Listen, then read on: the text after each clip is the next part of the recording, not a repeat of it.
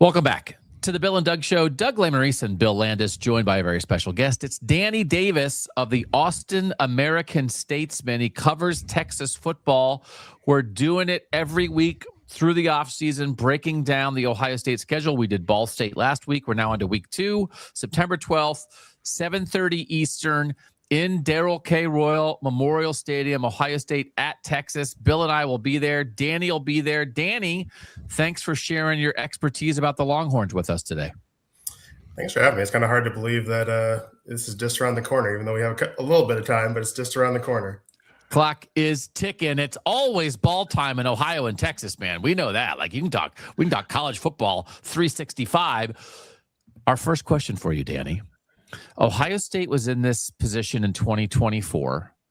They had a player say it. Ryan Day, their head coach, didn't necessarily love the idea of it, but it was a conversation around natty or bust, that you have very good players back, you have very good transfers coming in, and at a blue blood program, you're always good, but there might be a special opportunity here. Is that at all on the table for Texas in 2026? Is it on the mind of the fans at all? Is it on the mind of the players and the program at all? I don't think Steve or any of his players are going to come out and say that. I mean, they're pretty media savvy, and not that they're Ohio State players. I've been to an Ohio State press conference. I know they train those guys pretty well. I don't think any of those players are going to outright say it, but it is what it is. I mean, you have Arch Manning. The way they attack the transfer portal this offseason, that doesn't look like a team that's, looking for 2-3 years down the road. They've reached the semifinals 2 of the last 3 years. They were disappointed with how last season ended. So, yeah, I think a championship run is expected. Now, sure, things happen, and maybe if they get to a title game or has some heartbreaking loss in semifinals, people can kind of be like, it is what it is. But I think people expect this team to be contending for a championship and will be disappointed if they don't at least contend for one. Okay. I think that's fair. Yeah. And I guess like Doug and I were having this conversation the other day about this game and what it's in September, the playoffs expanded. Like not every game carries the same weight that it used to, and no one's going to be happy if they lose this game, obviously, but it does feel like it would signal something different for Texas if they were to lose to Ohio State for the third straight year. Like obviously Ohio State wants to win and it's playing a tough schedule. And a lot of people are going to be asking what's up if they go to Texas and lose. But what's riding on this game for Texas, I guess? Like it just so happens that it works out. This series comes on the heels of these teams meeting in the playoff in 2024. But to have these losses to Ohio State each of the last 2 seasons, what all is at stake here, I guess, in an early September game, as much as something can be at stake for Texas?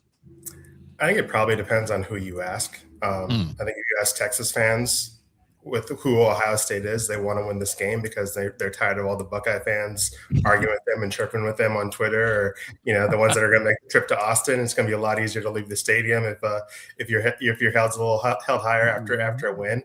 But I think obviously if you're a Texas fan, if you're a Texas player, if you ask Steve, if you ask some of these players, they're going to tell you the reason they didn't make the playoff last year is because they lost to Ohio State in week 1. And, they're going to ignore the fact that they lost to Florida, but they're going to say, hey, we lost that Ohio State game. We had to go through SEC play. That's a gauntlet. You're going to slip up a time or two when you get to SEC play. So winning a game like this against Ohio State early is going to obviously give you a huge boost going into conference play, because they're going to win their other 2 non-conference games, or other 3 non-conference games pretty handily. So Ohio State win obviously looks great on the resume. It allows you a little wiggle room in SEC play. So if you do lose to Florida, your season's not over. So I think, I don't think the players or Steve or the coaches are going to be necessarily looking at the last 2 years, because all these players weren't there at the Cotton Bowl. A lot of these players weren't in Columbus last year. But I think the fans obviously are going to want to, want something to boast about with their friends from Columbus. All right, we're 4.5 minutes in. We've kept our powder dry long enough. Let's talk about Arch Manning. We have a draft which is it Archie? No, it's just Arch. Famous relatives. We have a quarterback draft that we're going to run on this channel on Friday. where we, are trying to put Arch Manning and Julian Sand, the two quarterbacks in this game, into context nationally. It felt like maybe the dominant storyline of college football last September was what's up with Arch. Certainly played better in the second half of the year. Danny, what are your expectations for how Arch Manning will play in this game against Ohio State in week 2, and then what this season will be like for him? Yeah, I think last year, both for Arch and probably a little bit for Julian, I wasn't paying too close of attention, but I imagine some of the hype and the buzz around him was something similar. People probably expected too much out of Arch, and people expected him to go into the horseshoe and throw for 300 yards against an Ohio State defense that turned out to be pretty good, as we saw from how they played. What happened in the draft and all that stuff. And, when he doesn't go and throw for 4 touchdown passes and gets off to, some struggles and doesn't play that great against Florida, people are like, okay, he's a bust, whatever that athletic article says. But then you kind of forget, okay, this is a quarterback. He was a junior, but he didn't have a lot of experience. He sat for the past 2 years, got some starts now and then. So once he actually got some footing and got some experience, he played like we expected him to play down the stretch. Now, can he carry that over? Can he do that against, how I'm sure this Ohio State defense is going to be just as good this year? Can he actually, now that he has experience, now that his feet are a little wet, play better? Because I thought the expectations, probably from myself as well as from media, and I mean, labeling him as a Heisman favorite before last season was a joke, and I don't know what a lot of us were doing, saying stuff like that. But I think the expectations, probably as a quarterback at Texas, having that Manning last name and actually now having a season as a starter under his belt, they're going to be what they were last year, but they're probably going to be a little bit more warranted this year. We're just going to see if he can reach some new toys that he has around him this year. What did you think the biggest problem was for him? Like was he inaccurate at times? Was he not reading defenses? Was he not using his legs enough? Like, what, as you just sort of evaluated the play on the field, what did he get better at? And as he was maybe not playing as well as he wanted to early, why? I think he was uncomfortable a lot. I mean, You go back and look at that UTSA game. That was UTSA, not UTEP. Excuse me. That UTEP game, he was terrible, and that was UTEP. And part of that, I think he was just pressing a lot. And you kind of saw the same. Colin Simmons was the exact same way on defense. Like, they were just trying to maybe play like those preseason All-Americans, not letting the game come to them. And once they kind of settled down and their team. I mean, also, I think there's a clip going around on Twitter or X, whatever you want to call it, a couple of days ago of just how many drops Arch had from his receivers. I mean, his team didn't play well around him either. I mean, that offensive line was in shambles for most of the year. Running back, leading runner had like 500 yards or something like that. So they couldn't run the ball. The receivers were dropping things left and right. So it was just like a lot of things combined. And Arch just seemed very uncomfortable and very hurried in just trying to figure out who he was. And then he'll be the first one to tell you. He'll be the first one to tell you that he wasn't playing well. He'll be the first one to tell you that he wasn't comfortable and didn't feel like himself. And then once he started to kind of take a couple deep breaths, try to have a little bit more fun out there, things kind of settled in a little bit. Although the offensive line, running game, all those problems kind of persisted throughout the year. So how much better than Danny do you think the skill around him will be this year? Obviously, Cam Coleman comes in from Auburn, and that's sort of the headliner of all those transfer additions. But there's also like Ryan Wingo's back, Emmett Mosley's back. Like, what is the expectation, I guess, because I both live last year and actually rewatched the game this year. I was a little struck and kind of shocked by just how ineffective Texas's receivers were last season, kind of given the reputation of some of those guys as prospects. Is the confidence level pretty high that receiver play is going to be what it needs to be this year? I think if you get Cam Coleman, that helps a little bit. Sure. Yeah. Ryan Wingo, I think, had some really nice moments last year, and he's a year older. Emmett Mosley was hurt for a good chunk of the beginning of the year. I think he's hurt for that Ohio State game. So you expect him to be healthy. He showed some flashes, especially in that Mississippi State game. So a year more with him in the system and him getting healthy, those are a nice big three. But you're going to have to figure out what's going on at tight end. They're going to have a new tight end one. Yep. They brought in 2 transfer running backs. So maybe that you expect the rushing game to maybe improve. They pretty much revamped their entire offensive line, save for a couple of guys. So the offensive line should be a little better too. So they've reworked a lot of the offense around him. But you'd expect Cam Coleman if Ryan Wingo can take that next step. Those are a lot better of a 1-2 punch than Ryan in his first year as kind of the guy, and some other DeAndre Moore, Parker Livingston had some moments, but those guys have moved on. So I think the wide receiver room is better, but we'll see in September. It's a lot easier for me to say right now that this room's a lot better, but we'll actually have to see what it looks like when they're actually facing some good defenses. I saw I think it must have been on The Athletic. I think it was on The Athletic. And it's one of those things where like no one puts their name on a quote, so you only put so much stock in it. But they were talking about some of the better transfer portal classes, and when talking about the running backs that Texas added, Hollywood Smothers and Rayleigh Brown, this person anonymously said that they actually thought Derek Cooper might be the best running back, the true freshman. Like, what do you think the possibilities are of that actually being the case, and what do you think that running back room is actually going to look like for Texas this year?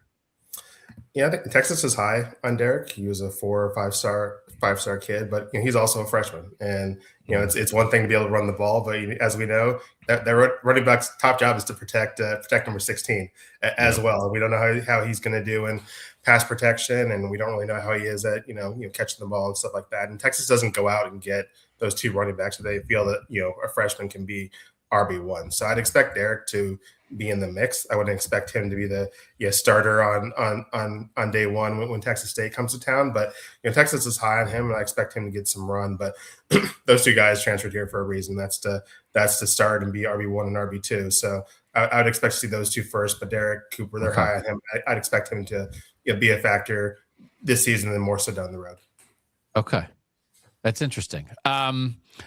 Young running backs pass protecting. My God, that's all we talk about at Ohio State. It's like, well, it's a talented guy. But it's like,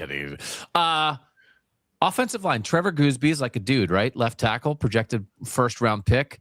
2 other starters back, 2 transfers in. Is this offensive line going to be good? Going to be good in week 2, Danny?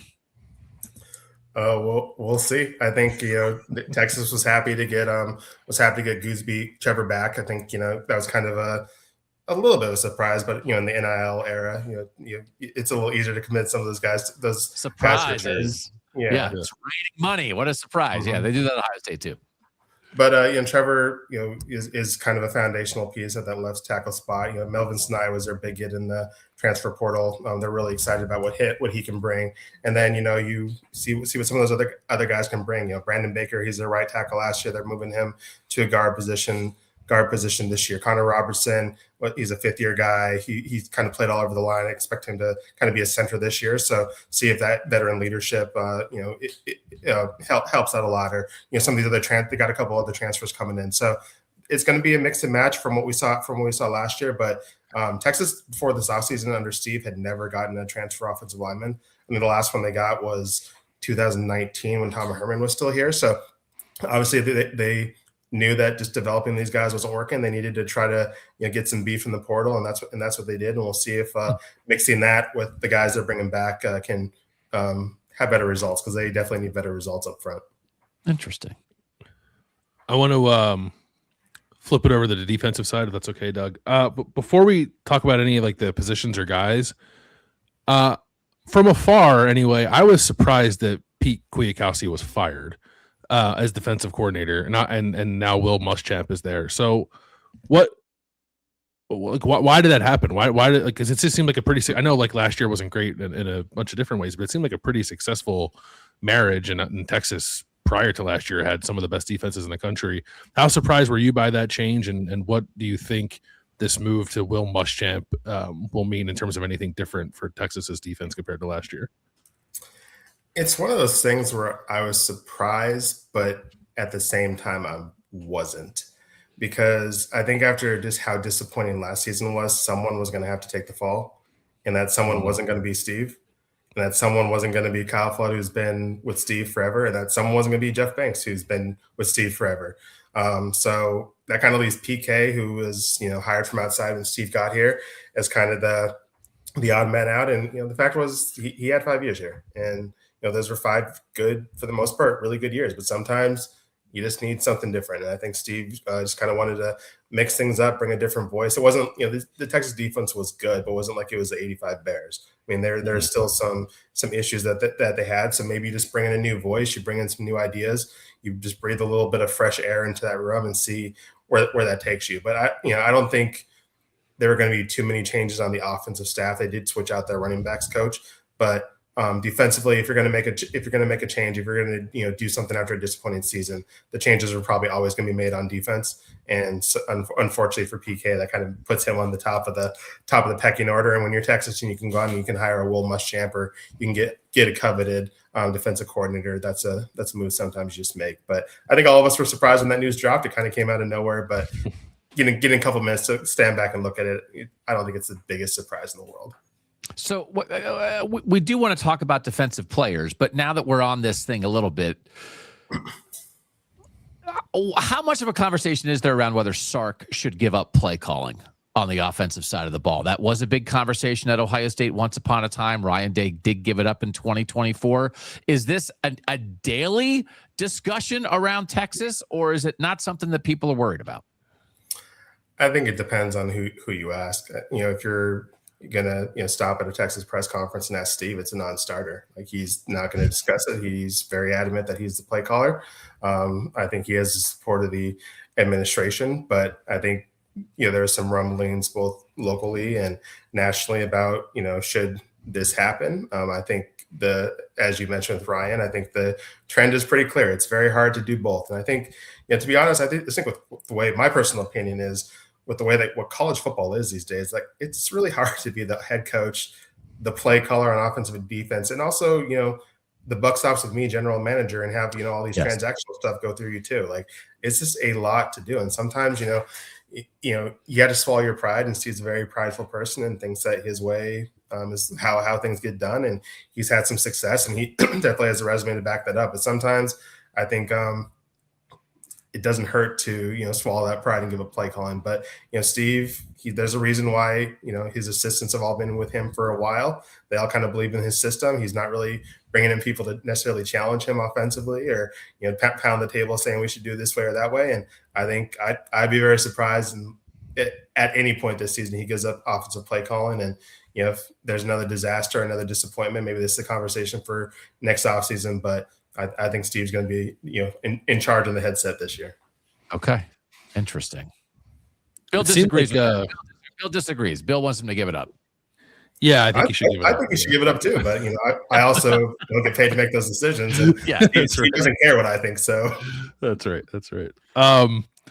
You mentioned Colin Simmons earlier, Danny, and how maybe he was pressing a little bit in the same way that Arch might have been, with a lot of hype coming in to last season. It did seem like maybe Colin started to figure it out a little bit toward the end of last year. And I saw somebody compare Colin Simmons recently to what Arvell Reese ended up being for Ohio State last year, which was a guy who was sort of like playing on the line of scrimmage, playing off the line of scrimmage. You don't really quite know what he is. All you know is that he's like sort of disruptive. With this coordinator change too, with Will Muschamp, like what do you think this season could look like for Colin? Do you think there's any new things out there that Will Muschamp might want him to do that maybe he hasn't gotten the opportunity to do the last couple of years? I think that's one of probably like the $1 million questions on defense. I don't know how they do things in Columbus, but Texas is very tight-lipped with practice access, and the spring game up here this year was a open practice where none of the guys who matter participated and stuff like that. So not a lot of us have really gotten to see what Colin's doing in these practices. But obviously he's a talent. Will knows that. Steve knows that. Colin definitely knows that. So they're going to figure out ways to use him. How that looks, I think we have to wait until September 5th to exactly see what that looks. But I'd expect another great season from Colin. He's just too talented for. He could line him up 50 yards from the line of scrimmage. He's going to figure out a way to make plays. He's that good. So I'd expect, even with this coordinator change, that more of the same from him. Okay. Hero Kanu, as an Ohio State transfer, we know is a guy that mattered a lot on the defensive line last year, but on the interior of that line this year, like what are your expectations around Hero Kanu? And it feels like they need him, right? Like Texas is often really good, has multiple big guys up front, but how important is Hero to what the Longhorns want to do this season? Yeah, Hero. I mean, we in the, I don't know how much Hero talked. I know he wasn't really a pivotal player at Ohio State, but he became kind of a media darling with us last season. So we love us some Hero, and he obviously played really well at times last year. So I think with him coming back and then getting him to come back for another year, they're going to lean on him a lot. As you said, Texas has had a trend ever since Steve has gotten here of having, a couple good defensive linemen who they've ended up sending to the league. And you kind of figure Hero, maybe that next guy, Alex January is another interior guy that they have high hopes for, who's been in the system for a little bit and they've been able to develop, and he's going to be asked to do a lot more because they lost a few guys to exhausted eligibility and heading into the league. But it starts with Hero. It's going to start with Alex January, and those guys are Hero played a lot, so I don't want to say his responsibilities are going to increase, but they're going to ask him to be doing a lot this year, and you'd expect a guy who's a fifth-year guy like him to be up to the task. Okay.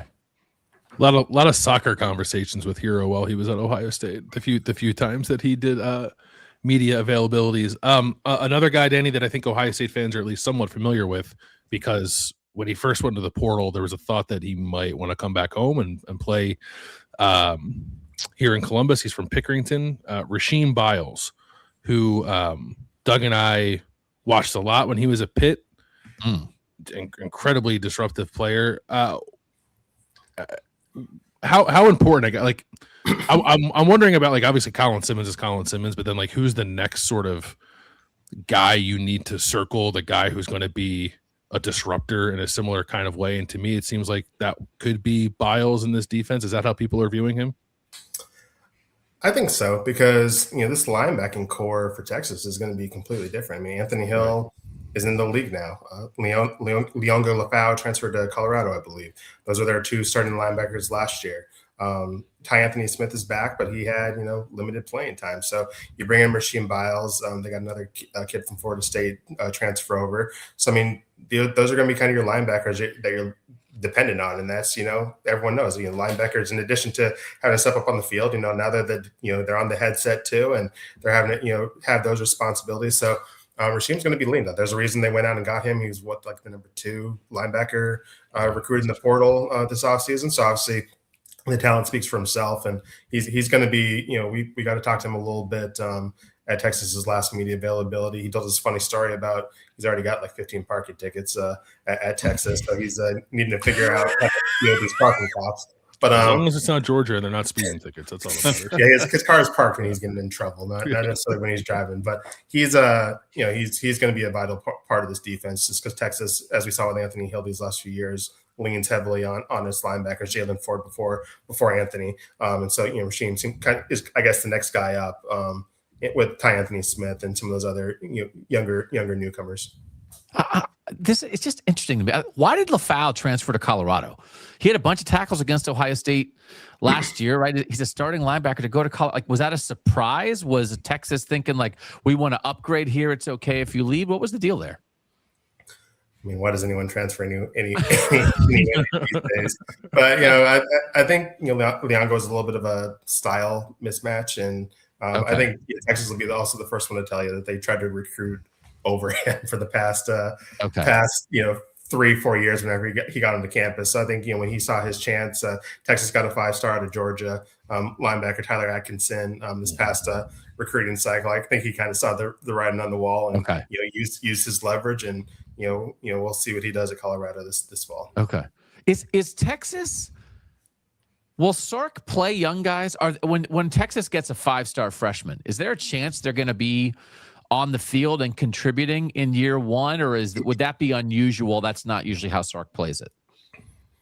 I think Steve, in a perfect world, would love to develop these guys, but I also don't think that's what this world is anymore. I think unless you're an offensive lineman and you're expected to block these 21-year-olds who have families now and all this stuff across from you, and it's a grown man world. I think those conversations can be had to, hey, let's sit and develop you for a little bit. But I think for most of these 5-star kids, they expect to play immediately, and if they don't, that portal is definitely an option. And they all have families, family or agents or whatever in their ears saying, hey, you can go here or elsewhere. I don't think Steve's necessarily promising playing time, but I expect these kids to at least see a path to playing time or see a future here at Texas. And that's hard if you're just sitting on the bench. But I think in the past there has been freshmen. I mean, Arch sat for 2 years, but I think is a unique scenario. But I think most freshmen who come to Texas who are 5 stars expect to play at least some right away.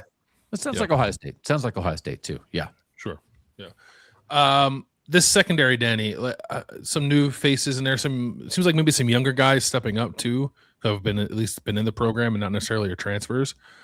Obviously, they have to contend with Jeremiah Smith and whoever else might emerge receiving wise for the Buckeyes. But how are people feeling about the secondary? And because it seems to me from the outside, maybe defensive line might be the strength of this defense, perhaps front seven generally, but I don't want to, speak incorrectly. What are the vibes on the secondary right now for Texas?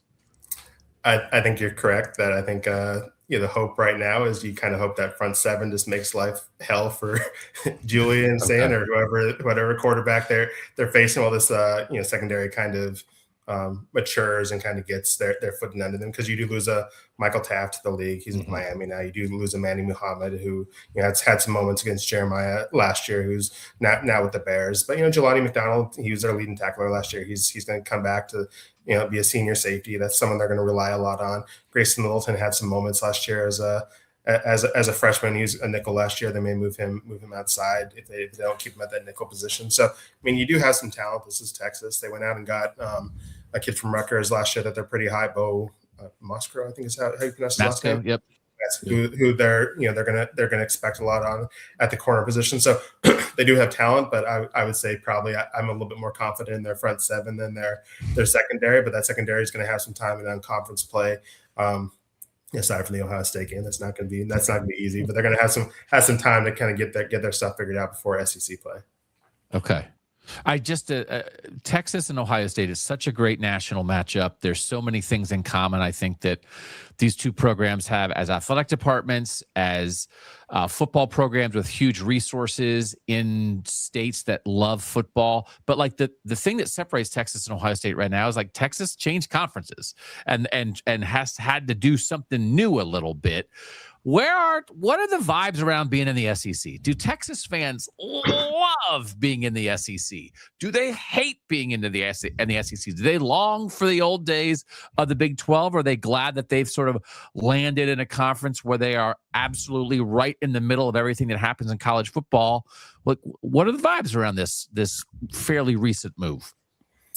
I think most Texas fans are enjoying this move. Okay. I think it helps that Oklahoma came with them from the Big 12, because I think Oklahoma was really the only other school they cared about that was in the Big 12. But I think Texas was kind of done with the Big 12, and now you're in the SEC. Now you get to boast. I know this, y'all cover the Big 10, but if you're a Texas fan, you're saying, hey, the SEC is the top conference in the world, and this is where real football's played, and whatever self-righteous stuff you want to say.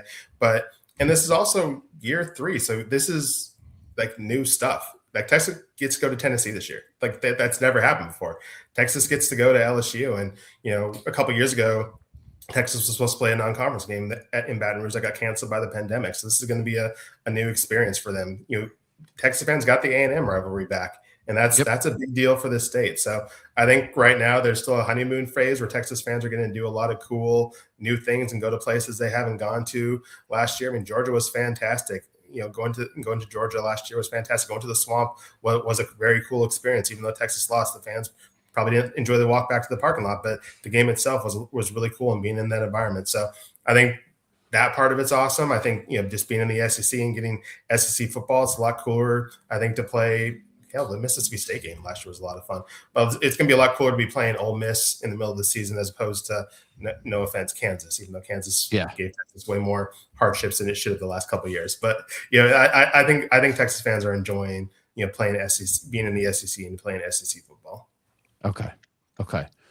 Can I ask 2 very important questions before we wrap up, Doug?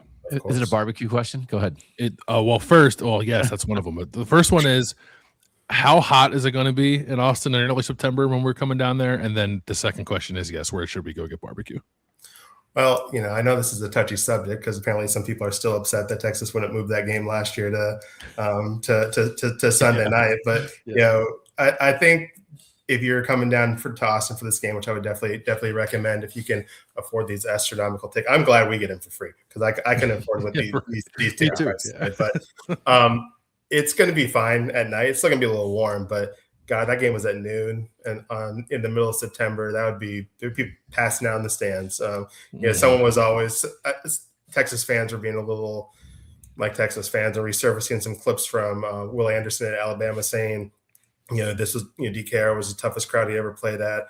Oh, and I was like, it's because it's the middle of the afternoon in September. You were like dying of heat stroke out there. That's what made this place so tough to play out. So it should be fine in the evening. Maybe you're going to want to wear shorts and maybe a light t-shirt. But before you go there, obviously you're going to want to get some barbecue. I'm a big fan of Style Switch, but there's because there's usually not a line. Franklin's is always kind of the standard here, but I don't have time in my life to be waiting for 4 hours for barbecue anymore. So I prefer a shorter line. But there's Matthew Odom's our food writer here at the Statesman. Just look him up, and he's going to have some kind of barbecue guide.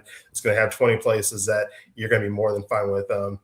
If you get bad barbecue in Austin, that's your fault. That's just that's just either bad luck on you but poor research, because there's a lot of good stuff around here. Okay. Right.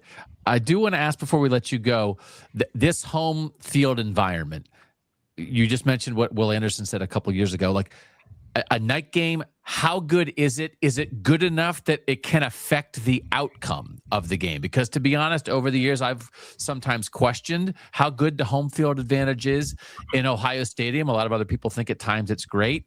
Is this going to be like 6:30 local time start? Is it going to be a Viper pit for Ohio State coming into this place? Like how nuts will the crowd be for this game? I think the crowd's going to be pretty lathered up, and I mean that's another thing about having 6:30 games. It gives fans plenty of time to prepare and get ready in their proper spirits. But if this wasn't Ohio State, I'd be expecting like false starts and all that stuff. But also at the same time, these Ohio State boys go to Michigan there once every 2 years. I'm sure that atmosphere is probably a little bit more rowdy and hostile than what they're going to have in Austin. But it's going to be loud. These fans are going to be into it.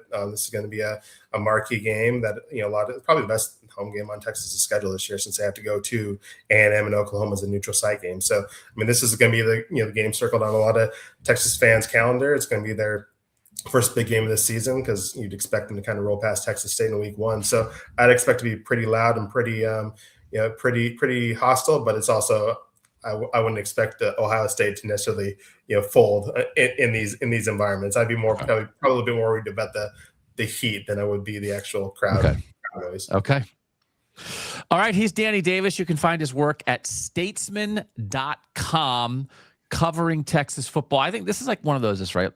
If you're an Ohio State fan and you really care about this game, and of course you do, like, why don't go subscribe to the Statesman for a couple months and like get the inside info on what's going on with Texas football. Get prepared for this game, because it's going to be awesome.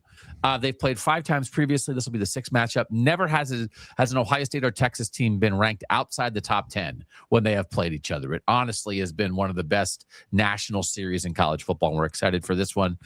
Danny Davis, thanks for sharing your knowledge about the Longhorns and making us smarter about this matchup here on the Bill and Doug Show. Well, I'm glad you all had me, and I'm looking forward to all you Ohio State fans coming down to Austin, and you have to see me on the streets walking around, buy me some barbecue or something. Oh, yeah. No, this is what this is the best of college football, to have fan bases getting to go visit a place like this. If you can swing in Ohio State fans, it'll be a great trip. Danny, thank you so much for your time and insight. For now, for Bill Landis, I'm Doug Lesmerises, and that was the Bill and Doug Show.